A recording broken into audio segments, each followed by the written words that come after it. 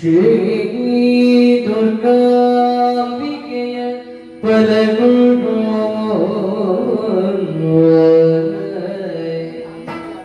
ಭಕ್ತಿಯೊಡಂಬಿಕಾ ಸುತ ವಿಘ್ನರಾಜನ ಪಿರಿದು ಸಂಸ್ತುತಿಸಿ ಅಂಗುನಿಧಿಯ ಪ್ರಜೆಗೆ ಕೈ ಮುಗಿದ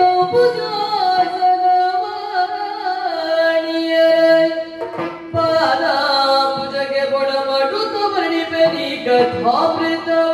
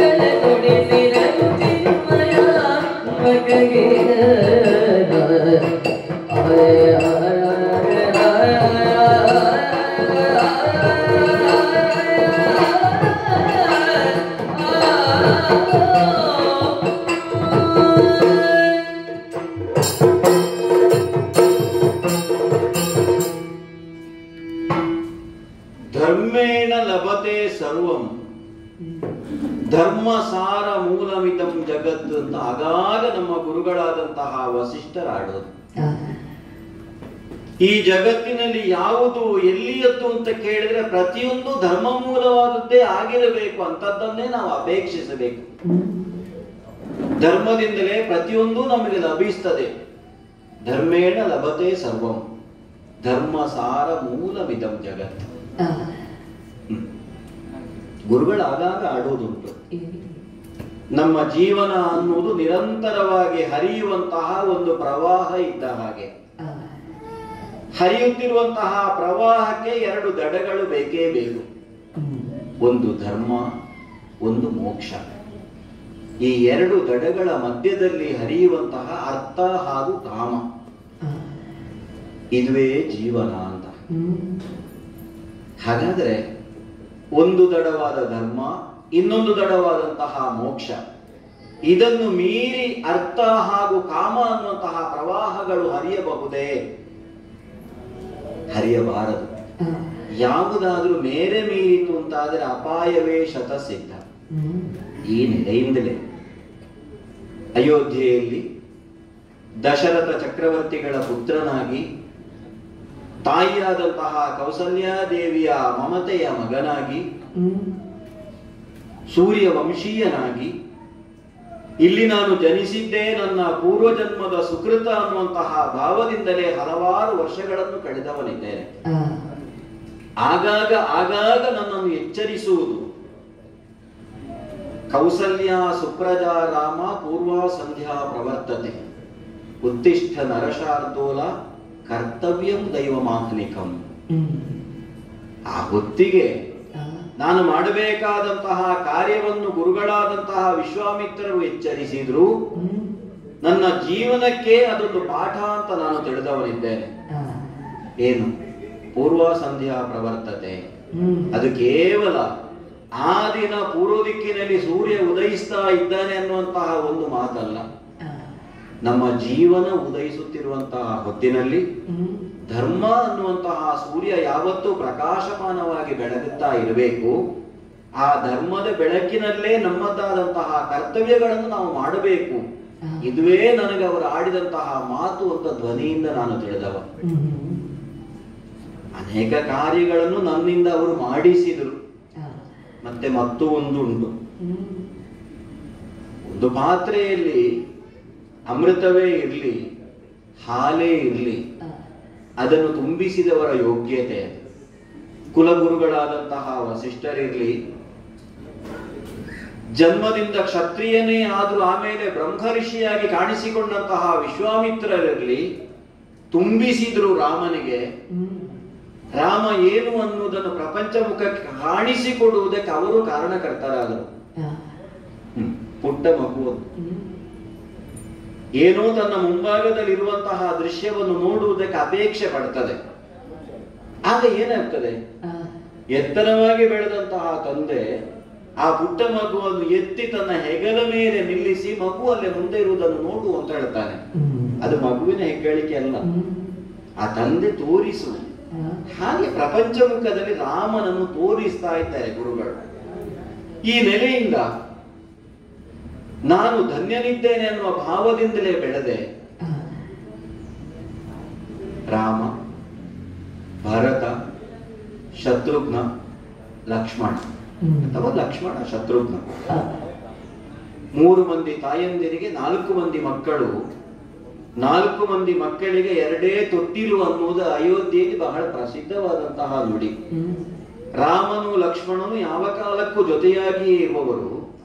ಅದೇ ರೀತಿಯಾಗಿ ಭರತನು ಶತ್ರುಘ್ನನು ಸದಾ ಕಾಲ ಜೊತೆ ಬಿಡದವರು. ಹೀಗೆ ಬೆಳೆದೆವು. ಆಗ ಆಡಿದಂತೆ ಊನ ಷೋಡಶ ವರ್ಷದಲ್ಲಿರುವಂತಹ ಹೊತ್ತಿಗೆ ಗುರುಗಳಾದಂತಹ ವಿಶ್ವಾಮಿತ್ರರ ಜೊತೆಯಾಗಿ ಯಜ್ಞ ಸಂರಕ್ಷಣೆಗಾಗಿ ಸಿದ್ಧವನದ ಕಡೆಗೆ ಸಾಗಬೇಕಾಗಿ ಬಂತು. ಆಮೇಲೆ ನಮ್ಗೆ ಗೊತ್ತಾಯ್ತು, ಸಿದ್ಧವನ ಅಂತ ವಿಶ್ವಾಮಿತ್ರರ ಆಡಿದ್ರು. ಅವರು ಏನನ್ನೆಲ್ಲ ಭಗವಾನ್ ಪರಮೇಶ್ವರನಿಂದ ಆಯುಧಾದಿಗಳನ್ನು ಪಡೆದ್ರು, ಅದೆಲ್ಲವನ್ನು ಸಿದ್ಧವಾಗಿರಿಸಿ ಅದನ್ನು ರಾಮನಿಗೆ ಕೊಡುವುದಕ್ಕಾಗಿ ಹೀಗೊಂದು ಮಾಡಿದ್ರು ಅಂತ ಅಷ್ಟೇ. ಅಲ್ಲದೆ ಹೋದ್ರೆ ವಿಶ್ವಾಮಿತ್ರರಿಗೆ ತಾಟಕಿಯನ್ನು ಸುಬಾಹು ಮಾರೀಚರನ್ನು ಮರ್ದಿಸುವುದು ಕ್ಷಣದ ಕೆಲಸ. ಆದ್ರೆ ಯಾವುದೇ ಒಂದು ಕಾರ್ಯವನ್ನು ಮಾಡಬೇಕಾದ್ರೂ ಅದರ ಹಿನ್ನೆಲೆಯಲ್ಲಿ ಒಂದು ಕಾರಣ ಅನ್ನೋದು ಬೇಕಾಗ್ತದೆ. ತಾನು ಏನನ್ನೆಲ್ಲ ಪಡೆದಿದ್ದೇನೋ ಅದೆಲ್ಲವನ್ನು ರಾಮನಿಗೆ ಕೊಡುವುದಕ್ಕೆ ಈ ರೀತಿಯಾಗಿ ಒಂದು ಸನ್ನಿವೇಶದ ಸೃಷ್ಟಿ, ಅದನ್ನು ಸಿದ್ಧಪಡಿಸಿದಂತಹ ವಿಶ್ವಾಮಿತ್ರರು ನಮಗೆ ಬೇಕಾದ್ದನ್ನು ಕೊಟ್ಟರು ಅಷ್ಟೇ. ಕಲ್ಯಾಣದ ಕಾರ್ಯವು ಆದ್ದು ವಿಶ್ವಾಮಿತ್ರರಿಂದಲೇ. ರಾಜ ಋಷಿಯಾದಂತಹ ಜನಕ ಸುನಾಭ ನಾಮಕವಾದಂತಹ ಧನುಸ್ಸು. ಯಾರು ಹೆದೆಯೇರಿಸ್ತಾನೋ ಅಂತವನಿಗೆ ತನ್ನ ಮಗಳನ್ನು ಕೊಟ್ಟು ಮದುವೆ ಮಾಡ್ತೇನೆ. ನಮಗೆ ಗೊತ್ತಿದ್ದ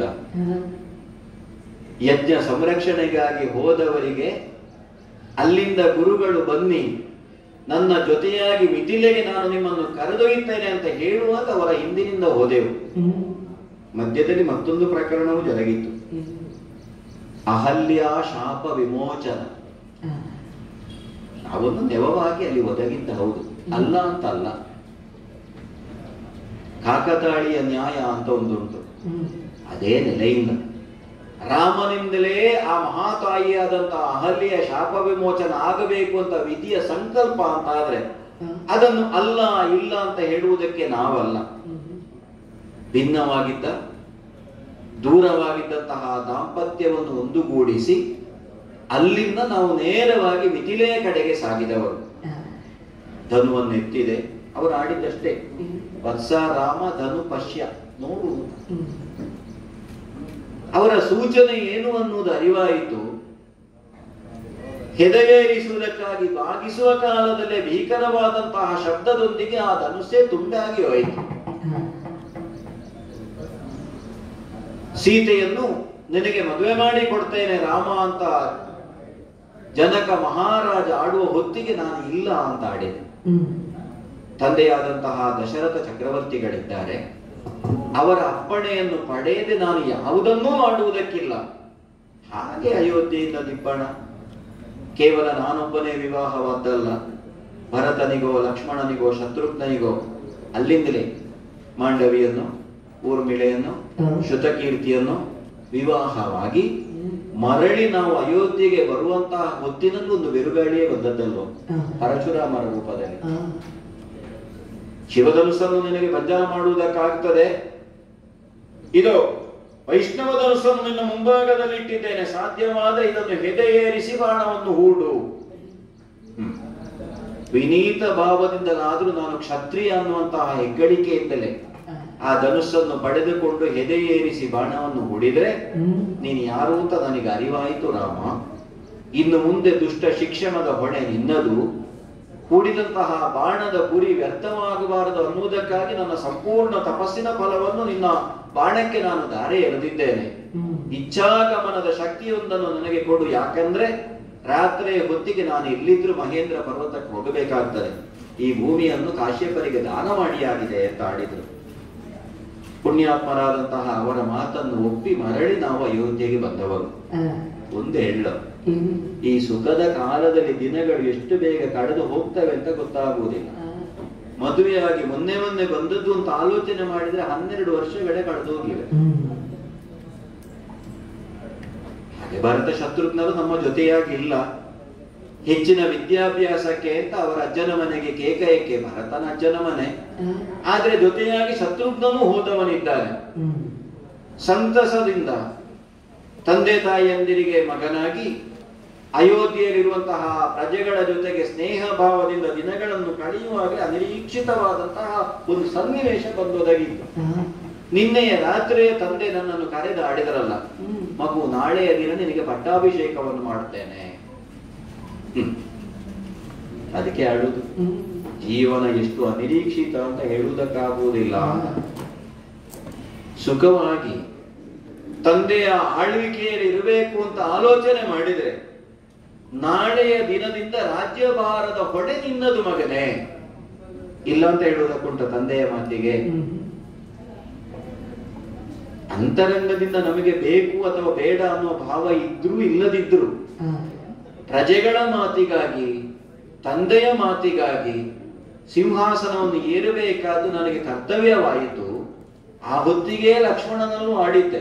ನನಗಾಗಿ ಅಲ್ಲ ತಮ್ಮ, ನಿನಗಾಗಿ ನಿಮಗಾಗಿ ನಾನು ರಾಜ್ಯಭಾರವನ್ನು ಮಾಡುತ್ತೇನೆ. ಯಾವುದೆಲ್ಲ ಸುಖ ಸಂತೋಷ ಅಂತ ನಾವು ಭಾವಿಸ್ತೇವೋ ಅದೆಲ್ಲವನ್ನು ಹಂಚಿಕೊಂಡು ನಾವು ಬಾಳೋಣ ಅಂತ ಆಡಿದೆ. ಬಂದ್ರೆ ನೋಡಿದ್ರ ನೀರಿನಿಂದ ಸ್ನಾನ ಮಾಡಬೇಕಾದಂತಹ ರಾಮನಿಗೆ ಪನ್ನೀರಿನಿಂದ ಸ್ನಾನವನ್ನು ಮಾಡಿಸ್ತಾ ಇದ್ದಾರೆ. ನಮ್ಮ ಗುರುಗಳದ್ದು ಮಾತು ಹೇಳ್ತಾರೆ ಯಾವಾಗಲೂ, ಕೈಯಲ್ಲಿಯೋ ಕೊರಳಿನಲ್ಲಿಯೋ ಇರುವಂತಹ ಸ್ವರ್ಣದ ಆಭರಣಗಳು ಉಂಟಲ್ಲ, ಅದು ನಿಜವಾಗಿ ಆಭರಣಗಳಲ್ಲ.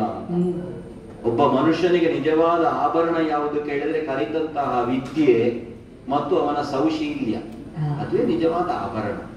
ಆದ್ರೆ ಏನು ಮಾಡೋಣ, ಕೆಲವು ಸಲ ಭೌತಿಕವಾಗಿ ನಾವು ಅದನ್ನೆಲ್ಲ ಪಡೆದುಕೊಳ್ಳಲೇಬೇಕಾಗ್ತದೆ. ಅರಸ ಅಂತ ಹೇಳಿದ ಮೇಲೆ ತಲೆಯಲ್ಲಿ ಮುತ್ತಿನ ಕಿರೀಟ ಬೇಕು, ಕೇಯೂರಾದಿಗಳು ಕೊರಳಲ್ಲಿ ಬೇಕು, ಅಂಗದ ಬೇಕು, ಅರ್ಥಾತ್ ಚಿನ್ನದ್ದೆಲ್ಲ ಬೇಕು. ಆ ನೆಲೆಯಿಂದಲೇ ಪನ್ನೀರಿನಿಂದ ಸ್ನಾನವನ್ನು ಮಾಡಿಸಿ ವಿಧ ವಿಧವಾದಂತಹ ಆಭರಣಗಳನ್ನು ನನಗೆ ತೊಡಿಸ್ತಾ ಇದ್ದಾರೆ. ನನಗೆ ಇದನ್ನು ನೋಡುವಾಗ ಆಲೋಚನೆ ಆಗುವುದು, ಇಷ್ಟು ಪನ್ನೀರ್ ಆಗಬೇಕು ಅಂತಾದ್ರೆ ಎಷ್ಟು ಹೂಗಳು ನಾಶ ಆಗಬೇಕು ಅಂತ. ಅವುಗಳೆಲ್ಲದರ ಸಾರ ಒಂದಾಗಿ ಪನ್ನೀರಾಗುತ್ತದೆ. ಅಂದ್ರೆ ಅದರ ತ್ಯಾಗದಿಂದ ನಮಗೆ ಈ ಸುಮಧುರವಾದ್ದು ಸಿಗ್ತದೆ. ಅದೇ ರೀತಿಯಾಗಿ ಚಿನ್ನದ ಆಭರಣಗಳನ್ನು ನಾವು ತೊಡಬೇಕು ಅಂತಾದ್ರೆ ಅದೆಷ್ಟು ರೂಪಾಂತರವನ್ನು ಪಡೆದು ಬರ್ತದೆ. ಒಬ್ಬ ಹೇಮಕಾರನ ಕೈಗೆ ಸಿಕ್ಕಿ ಬೆಂಕಿಗೆ ಬಿದ್ದು ಅವನು ಕೊಟ್ಟಂತಹ ಆಕಾರವನ್ನು ತಳೆದು ಈಗ ನಮ್ಮ ಕೊರಳಿನಲ್ಲಿ ಹಾರವಾಗಿ ರಂಜಿಸ್ತಾ ಇದೆ. ಜಗತ್ತಿನಲ್ಲಿ ನಾವು ಕಷ್ಟವನ್ನು ಪಡೆಯದೆ ಸುಖವನ್ನು ಉಣ್ಣುವುದಕ್ಕಿಲ್ಲ ಅನ್ನುವಂತಹ ಒಂದು ಸಂದೇಶವನ್ನು ಕೊಡ್ತಾ ನಮ್ಮ ಮೈಯಲ್ಲಿ ಇದು ಈ ರೀತಿಯಾಗಿ ಶೋಭಿಸ್ತಾ ಇದೆಯಲ್ಲ ಅಂತ ಆಲೋಚನೆ ಮಾಡ್ತಾ ನಾನು ಮುಂದೆ ಬಂದ್ರೆ ಅಗರು, ಚಂದನವೋ, ಗಂಧವೋ ಮೊದಲಾದಂತಹ ಸುಗಂಧ ದ್ರವ್ಯಗಳನ್ನೆಲ್ಲ ನನಗೆ ಪೂಜಿಸ್ತಾ ಇದ್ದಾರೆ. ಮಾತ್ರವಲ್ಲ, ನೋಡಿದ್ರ ನಡೆಯುವುದಕ್ಕೆ ರತ್ನಗಂಬಳಿ, ಆ ರತ್ನಗಂಬಳಿಯ ಮೇಲೆ ಹೂವನ್ನು ಚೆಲ್ಲಿದ್ದಾರೆ. ನಮ್ಮ ರಾಮ ಬರಬೇಕು. ಈ ನೆಲೆಯಿಂದಲೇ ನಡೆಯುತ್ತಾ ನಡೆಯುತ್ತಾ ನಾನು ಮುಂದೆ ಸಾಗಿ ಸಿಂಹಾಸನದ ಬಳಿಗೆ ಬಂದ್ರೆ ಬ್ರಾಹ್ಮಣರೆಲ್ಲ ಸ್ವಸ್ತಿವಾಚನ ಮಾತ್ರವಲ್ಲ ಆಶೀರ್ವಾದ ಪೂರ್ವಕವಾಗಿ ಆಡ್ತಾ ಇದ್ದಾರೆ. ಸಿಂಹಾಸನವನೇರು ಶ್ರೀರಾಮ, ಪಟ್ಟದ ಆನೆಯಾದಂತಹ ಶತ್ರುಂಜಯ ಅಭಿಷೇಕಕ್ಕೆ ಬೇಕಾದಂತಹ ಶುದ್ಧ ಜಲವನ್ನು ಕುಂಭದಲ್ಲಿ ಹಿಡಿದು ಸನ್ನದ್ಧವಾಗಿ ನಿಂತಿದೆ. ಯಾವಾಗ ರಾಮ ಏರ್ತಾನೆ ಅಲ್ಲ, ಒಂದು ಹೇಳುವ, ನಡೆದುಕೊಂಡು ಹೋಗುವಾಗ ಎಡಬಲವನ್ನು ನೋಡಬಾರದು ಅಂತ ಒಂದು ಮಾತು ಉಂಟು.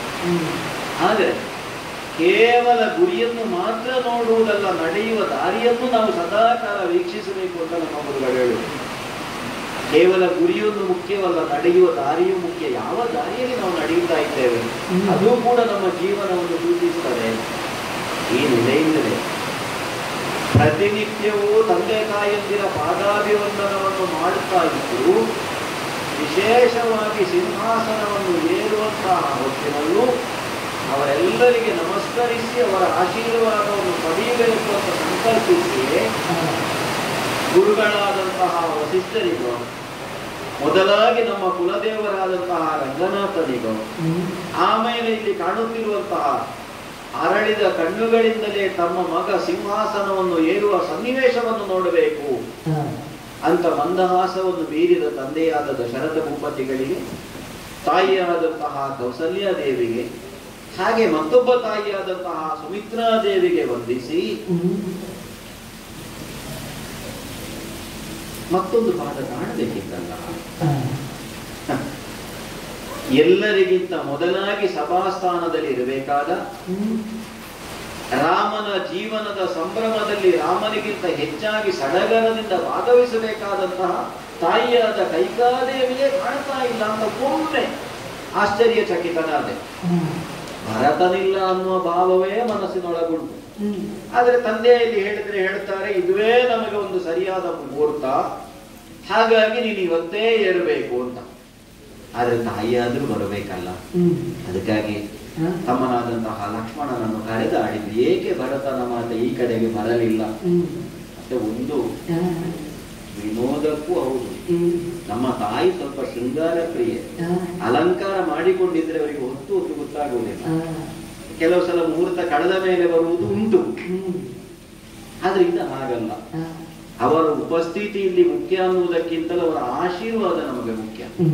ಹಾಗಾಗಿ ಆ ತಾಯಿಯನ್ನು ಬರುವುದಕ್ಕೆ ಹೇಳಪ್ಪ ಅಂತ ನಾನು ಹೋಗಿ ಹೇಳುವಂತ ಕಳುಹಿಸಿದರೆ ಲಕ್ಷ್ಮಣ ಹೋಗಿ ಬರ್ತಾನೆ.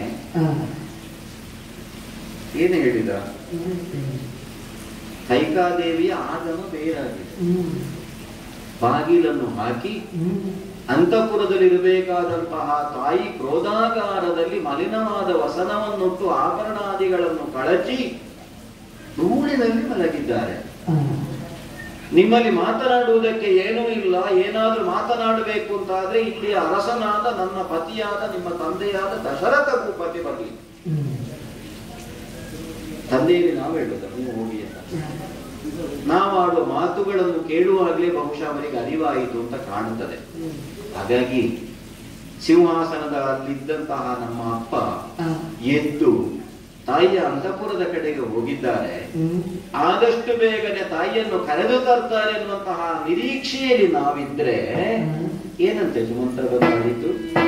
ಕಳುಹಲ್ ಕಂದನಲ್ಲಿ ಬೇಗ ಬರಲು ವಾಕ್ಯವು ಕೇಳುತ್ತ ಖಳ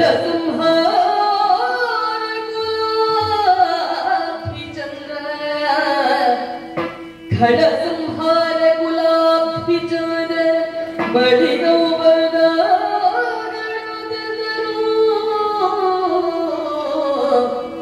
ಬಂದಗಣುತನು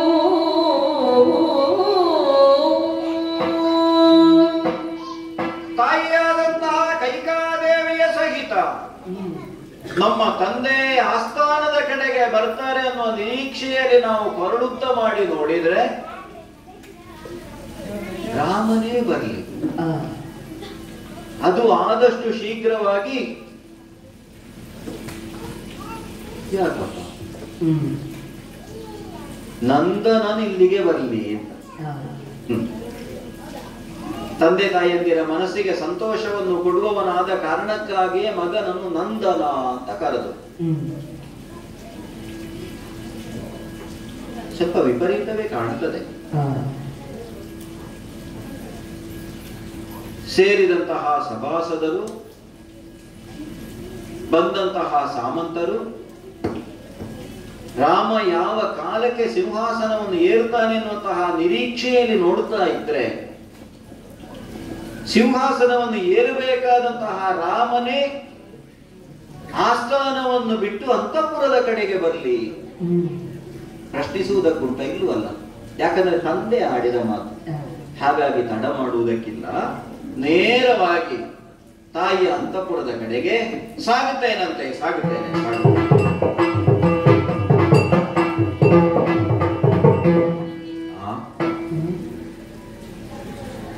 ಬಂದು ನೋಡಿದೆ ಅಂತ ಆದ್ರೆ ತಾಯಿಯೇನು ಸಿಟ್ಟಿನಲ್ಲಿ ಇದ್ದ ಹಾಗಿದ್ದಾರೆ, ತಂದೆಯನ್ನು ನೋಡಿದರೆ ಅತ್ಯಂತ ದೀನಾವಸ್ಥೆಯಲ್ಲಿದ್ದಾರೆ. ಧಾರಾಕಾರವಾಗಿ ಕಣ್ಣೀರನ್ನು ಸುರಿಸ್ತಾ ರಾಮ ರಾಮ ಅನ್ನುವಂತಹ ಆರ್ತ ಧ್ವನಿಯನ್ನು ಮಾತ್ರ ಹೊರಡಿಸ್ತಾ ಇದ್ದಾರೆ. ಕಾಲಿಗೆ ಎರಗಿದ್ರು ಅವರ ಪ್ರತಿಕ್ರಿಯೆ ಇಲ್ಲ ಅಂತ ಆದ್ರೆ ಅವರನ್ನೇ ನುಡಿಸಬೇಕಾಯ್ತಲ್ಲ. ತಾತ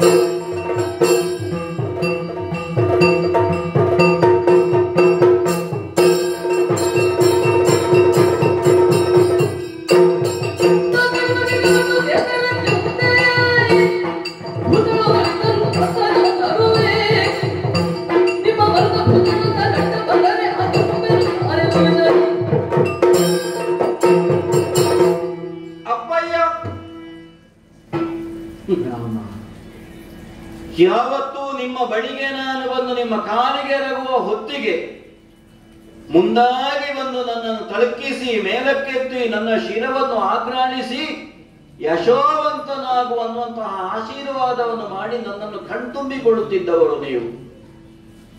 ನೇರವಾಗಿ ನಿಮ್ಮ ಬಳಿಗೆ ಬಂದು ಕಾಲಿಗೆ ಎರಗಿದಾಗಲೂ ಪ್ರತಿಕ್ರಿಯೆ ಇಲ್ಲ, ದೀರ್ಘವಾದಂತಹ ನಿಟ್ಟುಸಿರನ್ನು ಬಿಡ್ತಾ ಇದ್ದೀರಿ. ಮಾತ್ರವಲ್ಲ, ನಿಮ್ಮಲ್ಲಿ ಒಂದು ಚಿಂತೆಯೂ ನನಗೆ ಗೋಚರಿಸ್ತಾ ಇದೆ. ಧಾರಾಕಾರವಾಗಿ ಸುರಿಸಿದಂತಹ ಕಣ್ಣೀರಿನಿಂದ ತಾಯಿಯ ಅಂತಃಪುರ, ಇದು ಅಂತಃಪುರವಲ್ಲ ಕ್ರೋಧಾಗಾರ, ನೆಲವೆಲ್ಲ ತೊಯ್ದು ಹೋಗಿದೆ. ಹಾಗಾದ್ರೆ ಈ ಕ್ಷಣದಲ್ಲಿ ಸಂತೋಷದಲ್ಲಿ ಇರಬೇಕಾದಂತಹ ಈ ಕ್ಷಣದಲ್ಲಿ ನಿಮಗೆ ಚಿಂತೆಯಾದ್ರೂ ಬಂತು ಅಂತಾದ್ರೆ ಎಲ್ಲಿಂದ ಬಂತು ತಾತ ನಿಮಗೆ ಬಂದು ಇದೇ ತರ ಚಿಂತೆ? ರಾಮ, ಅಪ್ಪ ಒಂದು ಮಾತು ಇಲ್ಲ, ಆಡಿದಂತಹ ಮಾತಿಗೆ ಕೇವಲ ರಾಮ ರಾಮ ರಾಮ ಅನ್ನುವಂತಹ ವಿಲಾಪ ಮಾತ್ರ. ರಾಮ ಭೂತಳದಲ್ಲಿ ಯಾವುದು ಕೊರತೆ ಆಗಿದೆ ಅಂತ ಆಡಿ, ನಿಮ್ಮ ಹಿರಿಯ ಪುತ್ರನಾದಂತಹ ರಾಮ ನಿಮ್ಮ ಕಣ್ಣ ಮುಂಭಾಗದಲ್ಲಿ ಇರುತ್ತಾ ನಿಮಗೊಂದು ಚಿಂತೆ, ನಿಮಗೊಂದು ಕೊರತೆ ಅನ್ನೋದು ಕಾಡುವುದಕ್ಕುಂಟೆ ಅಪ್ಪ. ಈ ಕ್ಷಣದಲ್ಲಿ ರಾಮ ಇಂಥದ್ದಿಲ್ಲ ಅಥವಾ ಇಂಥದ್ದನ್ನು ಮಾಡು, ನೀವು ಬಾಯಿಯಲ್ಲಿ ನಾಲಿಗೆಯಿಂದ ಆಡಬೇಕು ಅಂತಿಲ್ಲ, ಕಣ್ಣಿನ ಸನ್ನೆಯ ಮೂಲಕ ನೀವು ಸೂಚಿಸಿದಿರಿ ಅಂತಾದ್ರೆ ನಿಮ್ಮ ಮಗನಾದಂತಹ ರಾಮ ಅದನ್ನು ಮಾಡಿ ಪೂರೈಸುವುದಕ್ಕೆ ಸನ್ನದ್ಧನಾಗಿ ನಿಂತಿದ್ದಾನೆ. ಕೇವಲ ಭೂಮಿಯ ಕುರಿತಾಗಿ ಮಾತ್ರವಲ್ಲ, ಭೂತಳದಲ್ಲಿ ಅಂತ ನಾನು ಆಡಿದನಲ್ಲ, ಭೂತಳದಲ್ಲಿ ಬಯಸಿದ್ದನ್ನು ತಂದುಕೊಟ್ಟೇನು ಅಂತ. ಭೂತಳ ಮಾತ್ರವಲ್ಲ, ನಿಮ್ಮ ಈ ಚಿಂತೆಗೆ, ನಿಮ್ಮ ಈ ನೋವಿಗೆ ಆ ಮೇಲಿನವರು ಕಾರಣಕರ್ತರಾದರೆ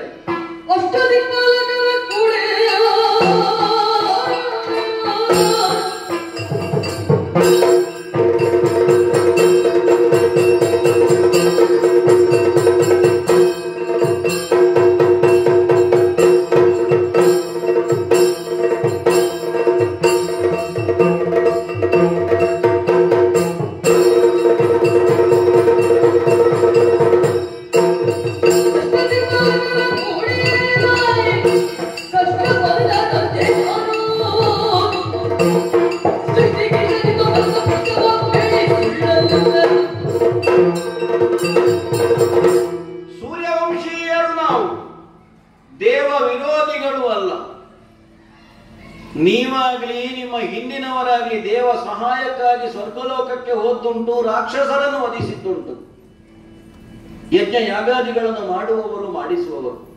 ಅಪ್ಪ, ಇಂದ್ರಾಯ ಸ್ವಾಹ ಇಂದ್ರಾಯ ಇದಂ ನಮಃ, ಅಷ್ಟ ದಿಕ್ಪಾಲಕರಿಗೆ ಹವಿಸನ್ನು ಕೊಡುವವರೇ, ಇಲ್ಲ ಅಂತ ನಾನು ಆಡಲಾರೆ. ಆದ್ರೆ ನಾವು ಕ್ಷತ್ರಿಯರಪ್ಪ. ಹಿನ್ನೆಲೆಯ ಕಥೆಯನ್ನು ನಾವು ಕೇಳಿದವರೇ. ಅಶ್ವಮೇಧಗಳನ್ನು ಮಾಡುವ ಮುಖೇನವಾಗಿ ತನ್ನ ಸ್ಥಾನಕ್ಕೆ ಎಲ್ಲಿಯಾದರೂ ಕಂಟಕ ಬಂದೀತೋ ಅನ್ನುವ ಭಾವದಿಂದ, ಅಥವಾ ಇವರು ಮುಂದೇನು ಮಾಡುತ್ತಾರೆ ಅಂತ ಪರೀಕ್ಷಿಸೋಣ ಅನ್ನುವಂತಹ ನೆಲೆಯಿಂದ ಅಶ್ವಮೇಧದ ಹಯವನ್ನೇ ಅಪಹರಿಸಿದ್ದಾನೆ ಇಂದ್ರ. ನಮ್ಮ ವಂಶದವರದ್ದು ಅನ್ನೋದು ನಮಗೆ ಗೊತ್ತಿಲ್ವೋ? ಸಗರನ ಪ್ರಕರಣ. ನಿಮ್ಮ ಯಾವುದೋ ಒಂದು ಸಂಕಲ್ಪಕ್ಕೆ, ನಿಮ್ಮ ಯಾವುದೋ ಒಂದು ಉದ್ದೇಶಕ್ಕೆ ಅಷ್ಟ ದಿಕ್ಪಾಲಕರೇ ವಿಘ್ನವನ್ನು ತಂದರು ಅಂತ ಇಟ್ಟುಕೊಳ್ಳಿ. ದೇವ ವಿರೋಧಿಯಾಗಿ ಅಲ್ಲ ಅಪ್ಪ.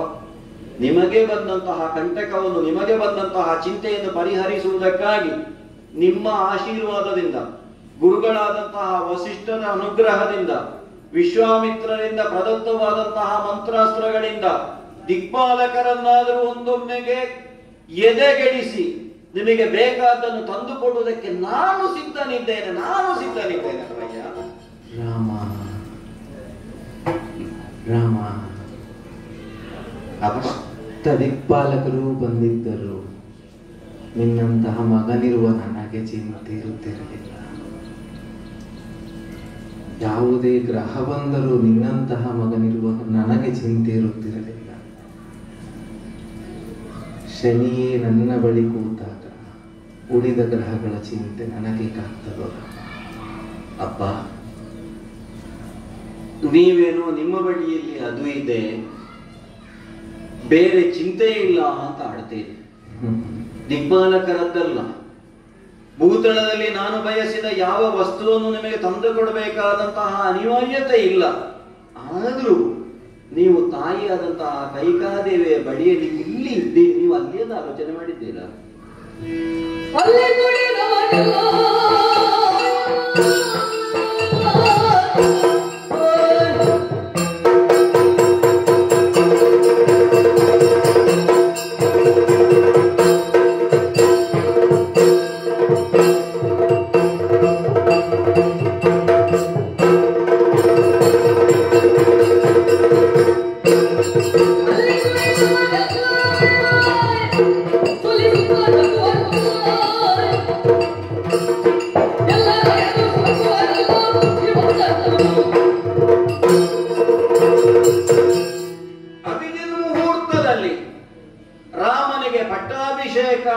ನೀವು ಆಡಿಯಾಗಿದೆ ಈ ದಿನ ಪುಷ್ಯ ನಕ್ಷತ್ರ. ಜನಕ ನಿನ್ನೆಯ ದಿನ ಹೇಳಿದ್ರಿ, ನಿನ್ನೆಯಿಂದ ಇವತ್ತಿನ ಒಳಗೆ ಯಾರಿಗೆಲ್ಲ ಬರುವುದಕ್ಕೆ ಸಾಧ್ಯ ಉಂಟು ಅಂತವರಿಗೆಲ್ಲ ಆಮಂತ್ರಣವನ್ನು ಕಳಿಸುವಿ ಅಂತ ಆಡಿದ್ರಿ. ಪಟ್ಟಣವೆಲ್ಲ ಶೃಂಗಾರವಾಗಿದೆ, ನನಗೆ ಬೇಕು ಅಂತ ಅಲ್ಲಪ್ಪ ನೀವು ಆಡಿದ ಮಾತು. ನಾಳೆಯ ದಿನ ಅಯೋಧ್ಯೆಯಲ್ಲಿ ರಾಮನಿಗೆ ಪಟ್ಟಾಭಿಷೇಕವನ್ನು ಮಾಡುತ್ತೇನೆ. ಸಭಾಸದರೆಲ್ಲ ತುಂಬಿದ್ದಾರೆ ಆಸ್ಥಾನದಲ್ಲಿ. ಇನ್ನೇನು ಕೆಲವೇ ಕ್ಷಣಗಳಲ್ಲಿ ಪಟ್ಟಾಭಿಷೇಕ ಆಗುತ್ತದೆ ಅನ್ನುವ ನಿರೀಕ್ಷೆಯಲ್ಲಿ ಅವರು ಇರುವಾಗಲೇ ನೀವು ಅಂತಃಪುರದ ಕಡೆಗೆ ಬಂದೆ. ಹಿರಿಯರಾದಂತಹ ನಿಮ್ಮ ಕುರಿತಾಗಿ ವಿಮರ್ಶೆ ಮಾಡುವುದಕ್ಕೆ ರಾಮನಲ್ಲ ನಾನು ಮಾಡಲು ಬಾರದು. ಆದರೆ ಒಟ್ಟಾಗಿ ಸೂರ್ಯ ವಂಶೀಯ ಅನ್ನುವ ನೆಲೆಯಿಂದ ನಾನು ಆಡ್ತಾ ಇದ್ದೇನೆ. ಅಲ್ಲಿ ಸೇರಿದವರೆಲ್ಲ ಗುಜುಗುಜು ಮಾತನಾಡುತ್ತಾ ಇದ್ದಾರೆ. ಮುಹೂರ್ತ ಮೀರ್ತಾ ಇದೆ, ಇನ್ನೂ ಯಾಕೆ ಅರಸನಾದಂತಹ ದಶರಥ ಭೂಪತಿ ಆಸ್ಥಾನಕ್ಕೆ ಬರಲಿಲ್ಲ ಅಂತ ಕೇಳ್ತಾ ಇದ್ದಾರೆ. ನಾಳೆಯ ದಿನ ನಮ್ಮ ವಂಶ ಅನ್ನುವುದು, ನಮ್ಮ ಮನೆತನ ಅನ್ನುವುದು ನಮ್ಮ ಮುಂಭಾಗದಲ್ಲಿ ಇರುವವರಿಗೆ ಅಪಹಾಸ್ಯಕ್ಕೆ ಪರಿಹಾಸ್ಯಕ್ಕೆ ವಸ್ತು ಆಗಿ ಕಾಣಬಾರದಲ್ಲ. ಯಾಕಪ್ಪ ಹೀಗೆ ಮಾಡ್ತಾ ಇದ್ದೀರಿ? ಏನು ನಿಮ್ಮ ದುಃಖ? ಹೇಳಬಾರದು, ಯಾಕೆ ಮಾತನಾಡುವುದಿಲ್ಲ ನೀವು? ಅಮ್ಮ ರಾಮಚಂದ್ರಮ್ಮ, ತಂದೆ ಏನು ಹೇಳದೇ ಇದ್ರ ಬದಿಯಲ್ಲಿ ಮೌನವಾಗಿ ನಿಂತಹ ನೀವಾದ್ರೂ ಉತ್ತರಿಸಬಾರದೆ? ಅವರು ಈಗ ಉತ್ತರ ಕೊಡ್ತಾರೆ ಅಂತ ಹೇಳಿ ನಾನು ಕಾದು ಕುಳಿತದ್ದು. ಪ್ರಪಂಚದಲ್ಲಿ ಅವರಿಗೆ ಹೆಸರುಂಟು ಒಳ್ಳೆಯ ಮಾತುಗಾರ ಅಂತೇಳಿ, ಒಳ್ಳೆಯ ಮಾತನಾಡ್ತಾರೆ ಅಂತ ಹೇಳಿ ಭಾವಿಸಿದ್ರು. ಅದು ಒಳ್ಳೆಯ ಮಾತನಾಡುವುದು ಬಿಟ್ಟು ಮಾತನಾಡುವುದಕ್ಕೆ ಅವರಿಂದ ಆಗ್ತಾ ಇಲ್ಲ. ನನ್ನ ಹೆಸರನ್ನು ಮಾತ್ರ ಹೇಳ್ತಾ ಇದ್ದಾರೆ, ಯಾಕೆ ಹೀಗಾಯಿತು ಅಂತ ಕೇಳಿ ನಾನು ಹೇಳಿದ್ರೆ ಹಾಕುವುದೇನು? ಖಂಡಿತ ಯಾರಾದ ಏನು ಕೇಳಬೇಕು.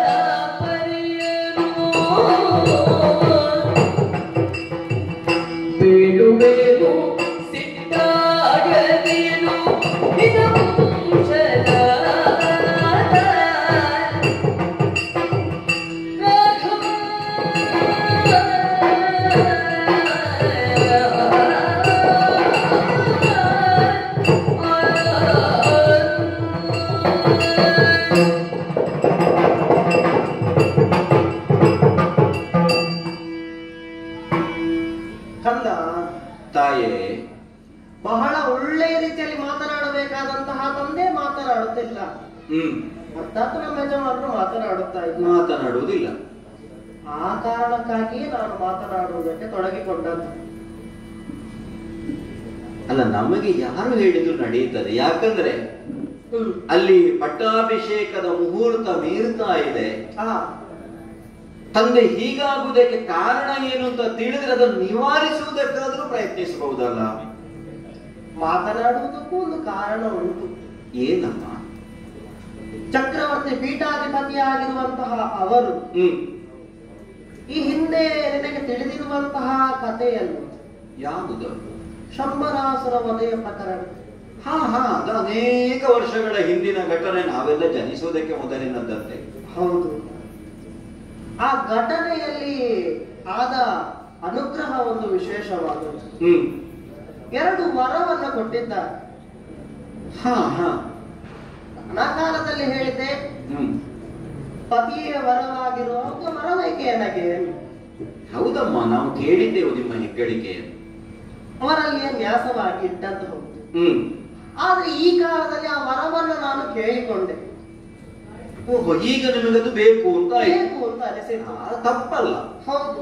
ಯಾಕಂದ್ರೆ ಯಾವಾಗ ಬೇಕು ಆವಾಗ ಕೇಳ್ತೇನೆ ಅಂತ ನೀವು ಆಡಿದ್ದಂತೆ. ಯದಾ ಇಚ್ಛೇಯಂ ತದಾ ವರಂ ಗೃಹಿಣೀಯಂ. ತಪ್ಪಿಲ್ಲ, ಕೇಳಬಹುದಲ್ಲ. ಆದ್ರೆ ಚಕ್ರವರ್ತಿಗಳಾಗಿ ಕೊಟ್ಟಂತಹ ವರ, ಚಕ್ರವರ್ತಿಗಳಾಗಿರುವಾಗಲೇ ಅದನ್ನು ಉಪಯೋಗಿಸಿಕೊಳ್ಳಬೇಕಲ್ಲ. ಬೇಡ ಬೇಡ ರಾಮ, ಕೇಳಬೇಡವೋ. ಅವಳು ಹೇಳುವುದು ಬೇಡ, ನೀ ಕೇಳುವುದು, ನೀ ಇಲ್ಲಿಗೆ ಬರುವುದೇ ಬೇಡವಾಗಿತ್ತು. ನೀವೇ ಮಧ್ಯದಲ್ಲಿ ಮಾತನಾಡಿ, ಅಲ್ಲ ನೀವು ಮಾತನಾಡಿ, ಇಲ್ಲ ನಾನು ಮಾತನಾಡುದು. ರಾಮ ಮಾತನಾಡಿ. ರಾಮ ಅಮ್ಮ ರಾಮ ನೀವೇ ಹೇಳಿ. ಅವರು ರಾಮ ಅಂತ ಹೇಳುದು ಬಿಟ್ಟರೆ ಬೇರೆ ಏನೂ ಹೇಳುವುದಿಲ್ಲ. ಅವರ ಮತಿಗೆ ಬೇಡ. ಮತ್ತೆ ಅವರು ಬೇಡ ಅಂತ ಹೇಳಿದ್ದು ಯಾವುದನ್ನು ಅಂತೂ ನನಗೆ ಗೊತ್ತಾಗ್ಲಿಲ್ಲ. ವರ ಕೇಳುದು ಬೇಡ ಅಂತ ಹೇಳಿದ್ದ. ವರ ನಾನು ಕೇಳಿ ಆಗಿದೆ. ವರ ಕೇಳಿ ಆಗಿದೆ, ವರವನ್ನು ಕೇಳಿ ಆಗಿದೆ. ಸರಿ, ದಯಪಾಲಿಸುವುದಕ್ಕೆ ಮಾತ್ರ ಕೊರತೆ ಉಂಟಾದದ್ದು. ಹೌದು. ಅಲ್ಲ ಅಮ್ಮ, ನೀವು ಯಾವಾಗ್ಲೂ ನೇರ ಮಾತಾಡುವವರು, ಇವತ್ತು ಯಾಕೆ ಹೀಗೆ ಒಗಟಾಗಿ ಮಾತಾಡ್ತಾ ಇದ್ದೀರಿ? ಅದು ನಿಮ್ಮ ಮಗನಾದಂತಹ ರಾಮನ ಮುಂದೆ. ನೀನು ಎನ್ನುವುದಿಲ್ಲುವುದನ್ನು ನನಗೆ ತಿಳಿದಿದೆ, ನಿನ್ನ ಭಾವ ಹೇಗೆ ಎನ್ನುವುದು ನನಗೆ ತಿಳಿದಿದೆ. ನಾನು ಹೀಗೆ ಮಾತನಾಡಿದ್ರೆ ನೀನು ತಿಳಿದುಕೊಳ್ತಿ ಅಂತ ಹೇಳಿ ನಾನು ಆ ರೀತಿಯಾಗಿ ಮಾತನಾಡಿದೆ. ಅಲ್ಲ, ಮಾತು ತಿಳಿಯಿತು, ನನಗೆ ಏನು ಅಂತ ಗೊತ್ತಾಗ್ಲಿಲ್ಲ. ಏನಿಲ್ಲ, ನಾನು ಸಣ್ಣದೊಂದು ಬಯಕೆ. ನಿಮಗೆ? ಹೌದು. ಏನು ಅಪೇಕ್ಷೆ? ಒಂದನೇ ವರವನ್ನ ಕೇಳಿಕೊಂಡೆ. ಸರಿ, ಆ ಒಟ್ಟು ಎರಡಿತ್ತು. ಮೊದಲನೆಯ ವರವಾಗಿ ಇಡೀ ಈ ಒಂದು ಸಾಕೇತದ ಸಾಮ್ರಾಜ್ಯಕ್ಕೆ ನನ್ನ ಮಗನಾಗಿರುವಂತಹ ಭರತ ಪಟ್ಟಾಭಿಷಿಕ್ತನಾಗಬೇಕು. ಅಷ್ಟೇ ಅಷ್ಟೇ. ಅದನ್ನು ವರವಾಗಿ ತಂದೆಯಲ್ಲಿ ಕೇಳಬೇಕಮ್ಮ. ನನ್ನಲ್ಲಿ ಒಂದು ಮಾತು ಹೇಳ್ತಿದ್ರೆ ನಾನೇ ಬಿಟ್ಟು ಕೊಡ್ತಿದ್ದೆ. ನಾನು ಅಷ್ಟು ಮಾತ್ರವಲ್ಲ ರಾಮಚಂದ್ರಮ್ಮ, ಮತ್ತೇನು? ಹಾಗಾದ್ರೆ ರಾಮಚಂದ್ರ ಏನು ಮಾಡಬೇಕೆನ್ನುವಂತಹ ಪ್ರಶ್ನೆಯನ್ನು ನನ್ನಲ್ಲಿ ಮುಂದೆ ಇಟ್ಟರು. ಆ ಕಾಲದಲ್ಲಿ ನಾನು ಹೇಳಿ, ರಾಮಚಂದ್ರಮ್ಮ ನನಗನಿಸುವುದು ಬೆಳೆದದ್ದು ಸಾಕಾಗ್ಲಿಲ್ಲ, ಇನ್ನು ಬೆಳೀಬೇಕು ಅಂತ ಹೇಳಿ. ಆದ್ರೆ ಅನುಮಾನವೇ ಇಲ್ಲ, ತಾಯಿಯಂದಿರು ಹೀಗೆ ಹೇಳ್ಬೇಕದು. ನಮ್ಮ ಮಕ್ಕಳು ಬೆಳೆದದ್ದು ಹೆಚ್ಚಾಯ್ತು ಅಂತ ಹೇಳಲೇಬಾರದು. ಆದ್ರೆ ಬೆಳಿಬೇಕು ಅಂತ ಹೇಳಿದ್ರೆ ಇಲ್ಲಿ ಬೆಳೆಸುವುದಕ್ಕೆ ಸಾಧ್ಯ ಉಂಟು. 3 ಮಾತೆಯರ ಮಧ್ಯದಲ್ಲಿ ಮಾತನಾಡುವಡಿ ಸಾಕು ರಾಮ, ಸಾಕು. ಇಲ್ಲ, ಅವರು ಹೇಳಿ, ಯಾಕಂದ್ರೆ ಅವರಿಗೂ ಮರೆತು ಹೋಗ್ತದೆ ಇಲ್ಲ. ಹಾಗಾಗಿ ಅವರು ಮಾತಾಡಿ ಮುಗಿಸಲಿ ಅಂತ ಈ ಮಧ್ಯದಲ್ಲಿ ನನ್ನ ಮಾತು ಮಾಡಿದ್ರು. 3 ತಾಯಿಯ ಮಮತೆಯಲ್ಲಿ ಕಲಿಯಬೇಕಾದಂತಹ ವಿದ್ಯೆ ಕಲಿಯುವುದಕ್ಕೂ ಸಾಧ್ಯವಾಗುವುದಿಲ್ಲ. ಹೌದಮ್ಮ, ಅದಕ್ಕೆ ನೀನಿರುವುದಲ್ಲ, ಇಲ್ಲಿರುವುದಲ್ಲ, ವನವಾಸಕ್ಕೆ ಹೋಗಿ ವನವಾಸದಲ್ಲಿ ಕಾಲವನ್ನು ಕಳೆಯುವುದರ ಮುಖಾಂತರವಾಗಿ ಒಳ್ಳೆಯದಾದಂತಹ ಪಾಠವನ್ನ, ಜೀವನ ಶೈಲಿಯನ್ನ ಕಲಿತುಕೊಳ್ಳಬೇಕೆನ್ನುವಂತಹ ನನ್ನ ಬಯಕೆ. ಅದಕ್ಕೆ ಅವರು ಆಲೋಚಿಸುವುದು ರಾಮನನ್ನು ಹೇಗೆ ನಾನು ಕಾಡಿಗೆ ಕಳಿಸುವುದು ಎನ್ನುವುದಾಗಿ. ತಾಯೇ, ನೀನು ಆಡಿದ್ದು ಹೇಗಾಯ್ತು ಗೊತ್ತಾ? ಲೇಸಾಯ್ತು.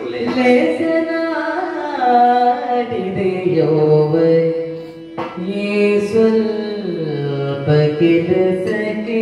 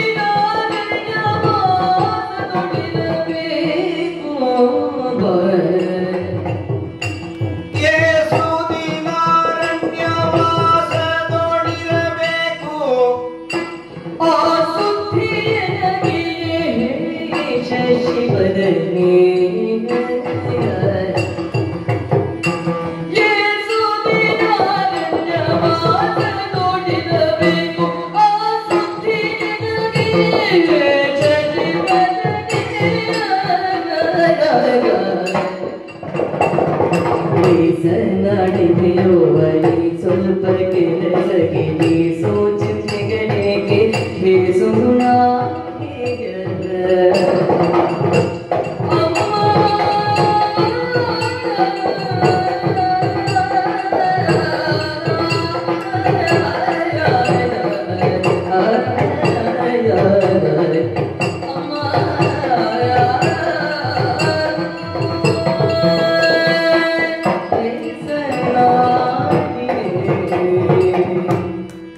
ಅಮ್ಮ, ರಾಮಚಂದ್ರಮ್ಮ, ತಂದೆಯವರ ದುಃಖವನ್ನು ನೋಡಿ ನೀವು ಅಳುಕುತ್ತಾ ಅಳುಕುತ್ತಾ ಮಾತನಾಡುವುದನ್ನು ಕೇಳಿ